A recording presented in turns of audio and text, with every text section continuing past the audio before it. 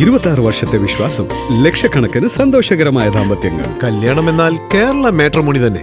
സമാധാന കരാർ ലംഘിക്കപ്പെട്ടതോടെ പശ്ചിമേഷ്യ വീണ്ടും യുദ്ധഭീതിയിൽ. അടിച്ചും തിരിച്ചടിച്ചും അമേരിക്കയും ഇറാനും തമ്മിൽ വീണ്ടും നേർക്കുനേർ. ഇരു രാജ്യങ്ങളും വീണ്ടും കൊമ്പുകോർത്തതോടെ അന്താരാഷ്ട്ര വിപണികളിലും ആശങ്ക ഇരട്ടിയാകുന്നു. പരമോന്നത നേതാവ് അലി ഖമനേയിയുടെ ഖബറടക്ക ചടങ്ങുകൾ പുരോഗമിക്കവെയാണ് ഈ അനിഷ്ട സംഭവങ്ങൾ നടക്കുന്നത്.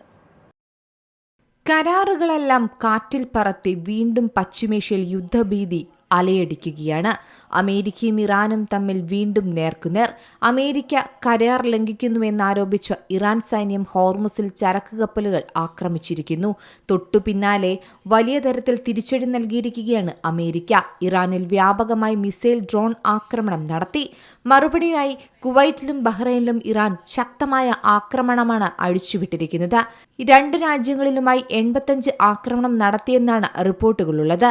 ഇതോടെ പശ്ചിമേഷ്യ വീണ്ടും യുദ്ധക്കളമായി മാറിയിരിക്കുന്നു. കൊല്ലപ്പെട്ട ഇറാൻ പരമോന്നത നേതാവിന്റെ ഖബറടക്ക ചടങ്ങുകൾ പുരോഗമിക്കുന്നതിനിടയിലാണ് ഇത്തരത്തിൽ യുദ്ധഭീതി ഉടലെടുത്തിരിക്കുന്നത്. യുദ്ധം വീണ്ടും കനത്താൽ സംസ്കാരം വൈകിപ്പിക്കുമോ എന്ന ചോദ്യവും ഉയർന്നിട്ടുണ്ട്. നിലവിൽ തെക്കൻ ഇറാനിലാണ് ആക്രമണം രൂക്ഷമായിരിക്കുന്നത്. എല്ലാവരും ഒത്തുചേരുന്ന സമയം ഒറ്റ ആക്രമണം നടത്തി ഇല്ലാതാക്കുമെന്ന് കഴിഞ്ഞ ദിവസം ഡൊണാൾഡ് ട്രംപ് ഭീഷണി മുഴക്കിയിരുന്നു. ഹോർമുസ് കടലിടുക്കിൽ ഇറാൻ നടപ്പാക്കിയ മാറ്റങ്ങൾ അമേരിക്ക ലംഘിച്ചു. ഇനിയും ആക്രമണം നടത്തുമെന്ന ഭീഷണിയുമുണ്ട്. എണ്ണ ഉപരോധം പുനഃസ്ഥാപിച്ചു. തെക്കൻ ഇറാനിൽ ആക്രമണം നടത്തി. ലെബനാനിൽ ഇസ്രയേൽ ആക്രമണം തുടരുന്നു. ഇതെല്ലാമാണ് കരാർ ലംഘനമായി ഇറാൻ ചൂണ്ടിക്കാട്ടുന്നത്. അമേരിക്കയുമായി ഒരു വിട്ടുവീഴ്ചയുമില്ല എന്നും ഇറാൻ പറയുന്നുണ്ട്. അമേരിക്ക ഇറാനിൽ ആക്രമണം നടത്തിയതിനു പിന്നാലെയാണ് ബഹ്റൈനിലും കുവൈറ്റിലും ഇറാന്റെ മിസൈലുകൾ പറന്നെത്തിയത്. എല്ലാം ആകാശത്ത് വെച്ച് തന്നെ തകർത്തുവെന്ന് കുവൈറ്റ് പറയുന്നുണ്ട്. ഇതുവരെ നാശനഷ്ടങ്ങൾ റിപ്പോർട്ട് ചെയ്തിട്ടില്ല. എന്തായാലും യുദ്ധപശ്ചാത്തലത്തിൽ ഇരു രാജ്യങ്ങളും അപായ സൈറണുകൾ മുഴക്കി. ജനങ്ങൾ ജാഗ്രത പാലിക്കണമെന്ന് കുവൈറ്റ് നിർദ്ദേശം നൽകിയിട്ടുണ്ട്. അമേരിക്ക കരാർ ലംഘിക്കുന്നുവെന്നാണ് ആക്രമണത്തിന് ഇറാൻ പറയുന്ന ന്യായീകരണം. തൊട്ടു പിന്നാലെ തെക്കൻ ഇറാനിലെ 80 ഇടങ്ങളിലാണ് അമേരിക്ക ആക്രമിച്ചിരിക്കുന്നത്. നിരവധി പേർക്കാണ് പരിക്കേറ്റത്.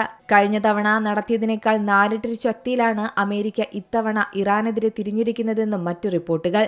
ഇത് ഇറാനുള്ള ശിക്ഷയെന്നാണ് US ഉദ്യോഗസ്ഥർ വ്യക്തമാക്കുന്നത്. അമേരിക്കയുടെ കരാർ ലംഘനത്തിന് മറുപടിയുമായി ബഹ്റൈനിലും കുവൈറ്റിലും നടത്തിയ വ്യോമാക്രമണവും ഇപ്പോൾ ലോകരാജ്യങ്ങൾ ഞെട്ടലോടെയാണ് നോക്കിക്കാണുന്നത്. ഫെബ്രുവരി 28-ന് ആരംഭിച്ച യുദ്ധ സാഹചര്യം വീണ്ടും തുടരുമെന്നാണ് വിദഗ്ധർ സൂചിപ്പിക്കുന്നത്. News desk Zee Malayalam news. ഏറ്റവും പുതിയ വാർത്തകളും വിശേഷങ്ങളും വിരൽത്തുമ്പിലറിയാൻ സീ മലയാളം ന്യൂസ് എല്ലാ ഡിജിറ്റൽ പ്ലാറ്റ്ഫോമുകളിലും ലഭ്യം.